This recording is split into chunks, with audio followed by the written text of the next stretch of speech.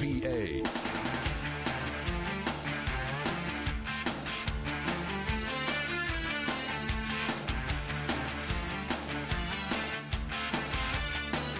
Hey, how you doing, folks? Hello, welcome to the Don Kroah Show, daily conversation. As we say, on matters that matter, things occurring you and I want to talk about, learn about, get up and get involved, do something about. It is what we do every day, Monday through Friday, 4 to 7 each afternoon. Great to have you with us, especially this afternoon. In just a couple of seconds, I'll be talking with Senator James Inhofe of Oklahoma about his brand new book, The Greatest Hoax. Also coming up this hour, Maryland Congressman Roscoe Bartlett praises the judge's decision on Maryland's gun law. Virginia's Lieutenant Governor Bill Bolling joins me next hour to talk about Super Tuesday primaries and other issues important to the Commonwealth. John Bolton, former U.S. Ambassador to the United Nations, will be with us later this afternoon to talk about the gathering storm of a nuclear Iran and much, much more straight ahead throughout the afternoon. And of all the things that could justifiably be identified as having the very real potential of destroying our long-cherished freedoms and way of life as Americans, none looms more largely on the horizon than what my guest this hour has identified in his new book title called The Greatest Hoax. And although he apparently never thought the day would come when, in addition to all the other things he has sat down and done, so to speak, to sit down and write a book, I don't think that was on his schedule. But we're going to talk about with him. Senator James Inhofe is, as the flyleaf of the new book puts it well, a lifelong conservative who has consistently fought for the values of greater freedom, smaller government, stronger national defense, and less government intrusion into the lives of American people. And he's written a book called The Greatest Hoax: How the Global Warming Conspiracy Threatens Your Future. And Senator Inhofe, it's always an honor to have you on the show. Welcome to WAVA and the Don Kroah Show. Thank you for your time today. Well, Don, it's nice to be with you. Well, in the opening words of this book, I think you set the stage well with one three-letter word: why. You say why when the United Nations IPCC is totally refuted, why when Al Gore's totally discredited, when man-made global warming's totally debunked, when passing a global warming cap and trade's totally futile. Why is this book necessary? So let's start there. Why did you find all it? right. Well, Don, I can switch to the ending and say, now that you've read the book, you know why.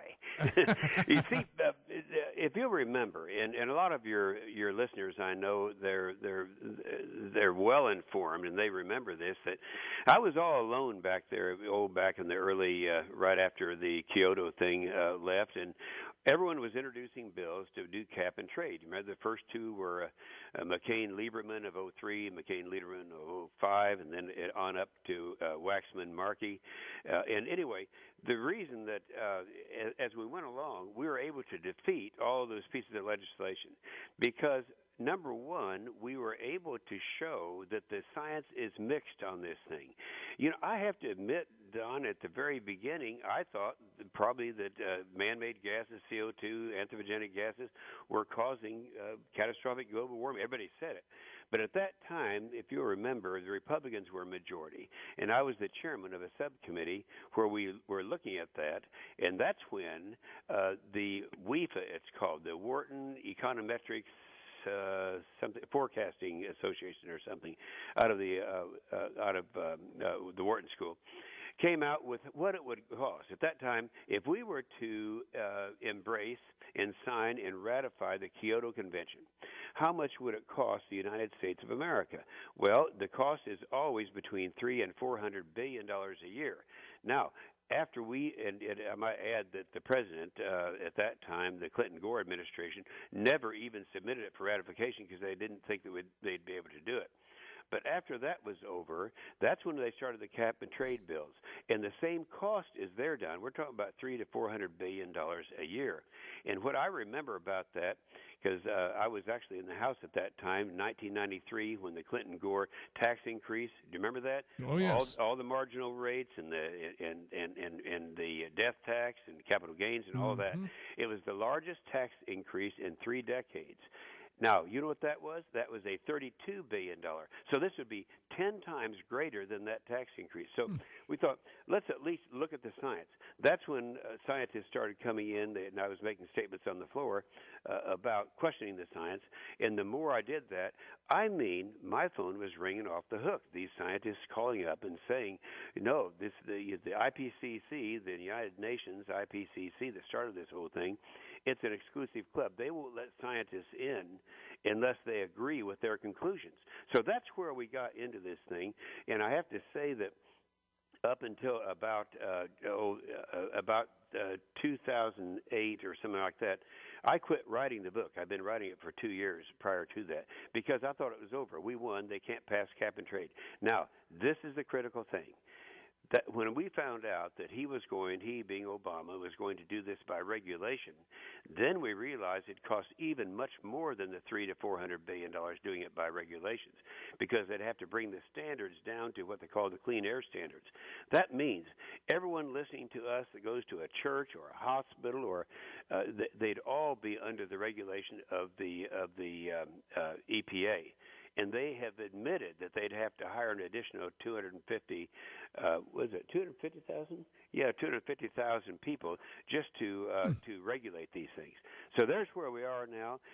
And while I'm so concerned about the 3 destructive things that this president's done to the nation in terms of what he's done to military, what he's done to our domestic energy, and what he's done in his budget, a $5.3 trillion deficit, still, the cost of this, if he were to be successful and pass this by regulation, the cost to my 20 kids and grandkids would be greater to implement this cap and trade by regulation than it would be to service the $5.3 trillion of deficit. And as mentioning your kids and grandkids, I wanted to have you comment, because the battle really has engaged your entire family. I guess one of your grandchildren even asking you, and they call you a nickname of Popeye.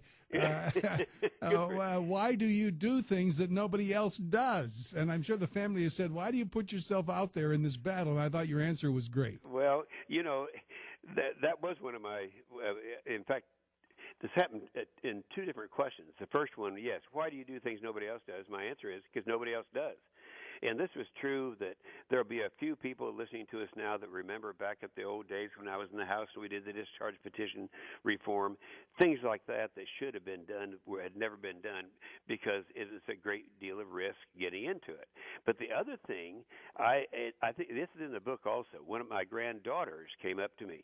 This would have been about 2007 when I was at the peak of starting to win these cases against the far left on the cap and trade. My little granddaughter came and said, Popeye, why is it you don't understand global warming? Well, I went back to the public school. She was in public school, a very good student. This stuff goes all the way back to the Environmental Protection Agency brainwashing our public school system on all these things that they're throwing out there. Now, that's why I have the most controversial chapter in there is on earmarks, because everyone assumes congressional earmarks are the worst thing in the world, when in fact, it's not congressional earmarks. It's bureaucratic earmarks. When we refuse as members of the House and Senate to appropriate and to authorize, then that automatically sends it to the president, and he does that. And so all these bureaucrats who are brainwashing my grandkids are sending out this stuff from the Environmental Protection Agency through our school system. A very significant chapter in the book. I do want to mention one other one, too, because the chapter on United Nations is one that took a lot of research. And if you read the book in that particular chapter, you'll come to the conclusion that the United Nations were behind this thing from the beginning. It all started not just recently, but in 1972. Now, at that time, all the historical people, were saying another ice age is coming. But at that time, the United Nations had the Summit on human environment. And then 15 years later, they had their big paper that they sent out, which really kicked it off, something called sustainable development. Now, sustainable development is the same thing as cap and trade, except it's on an international basis. And that's what they are doing now. The famous Rio meeting they had that was called the Earth Summit in 1992, they're gathering as we speak right now, Don, to have Earth Summit plus 20 years in the same place, Rio de Janeiro, and they're going to try to do this whole cap and trade thing on an international basis. Extremely important. No one ever drew the connection between the United Nations and why they would cook the science over this period of time. Well, we have to take a quick break, come back. It's going to be far too short a visit, but enough, I hope, to whet your appetite to get a copy for yourself and a couple others to share with others.